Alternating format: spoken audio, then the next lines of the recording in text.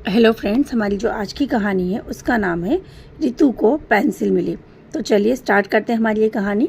रितु ने शाला से लौटकर अपना बस्ता खोला और उसमें से एक पेंसिल निकालकर दिखाते हुए बोली, देखो आज मुझे यह पेंसिल मिली है। वहीं शाला के पास पड़ी हुई थी बगीचे में। देखो ना दादी माँ, गुलाबी और फूल और रंग बिरंगी तितलियों की डिज़ाइन वाली ये पेंसिल कितनी सुंदर है ना? एकदम नई। बस मैं अभी से शॉर्पनर से तराश कर इसी से आज अपना होमवर्क करूँगी। दादी कहती हैं, हाँ परंतु बेटा इस प्रकार किसी की वस्तु उठाना बहुत बुरा होता है। तुम्हारे पास भी तो पेंसिल है ना, उन्हीं से काम करो। रितु कहती है, परंतु दादी यह पेंसिल किसी की नहीं है, ये तो मुझे रास्ते में गिरी हुई मिली थी।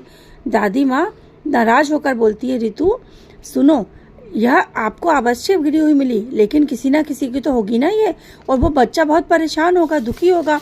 पेंसिल खोने के कारण उसके मम्मी पापा उसे डांटेंगे भी। रितु बोलती है, हाँ माँ दुखी तो होगा, क्योंकि ये पेंसिल बहुत सुंदर है। दादी माँ कहती हैं, देखो बेटा हमें किसी की चीज़ नहीं उठानी चाहिए। हो सकता है वह बच्चा वहाँ गार्डन में अपनी पेंसिल को खोजने के लिए आया भी हो, लेकिन तुमने उठा ली तो उसे मिली ही नहीं, इसलिए उसे कैसे मिलती? यदि तुमने ये पेंसिल नहीं रखी होती तो शायद उसे मिल जाती। हाँ आप सही कह रही हैं दादी, परंतु आपको कैसे पता? वह इस विषय में मैंने एक बहुत पहले का एक प्रसंग पढ़ा था। चलो मैं तुम्हें सुनाती हूँ। महाराष्ट्र के एक महान सिद्ध संत हुए थे तकड़ोजी महाराज, जो अपनी समाज सेवा, भक्ति और अपने भजनों के लिए प्रसिद्ध थे।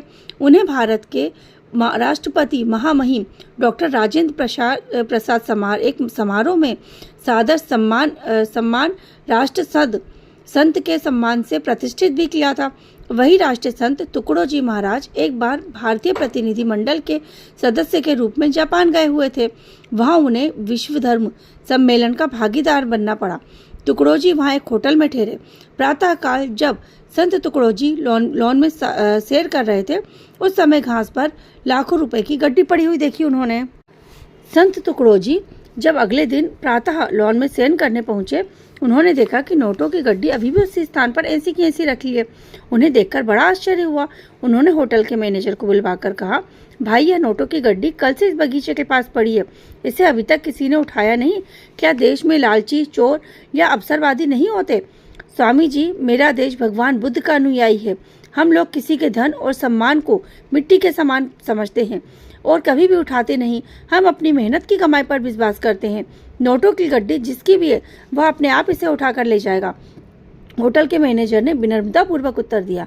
मैनेजर के उत्तर को जापान के देशवासियों के साथ अपने अपने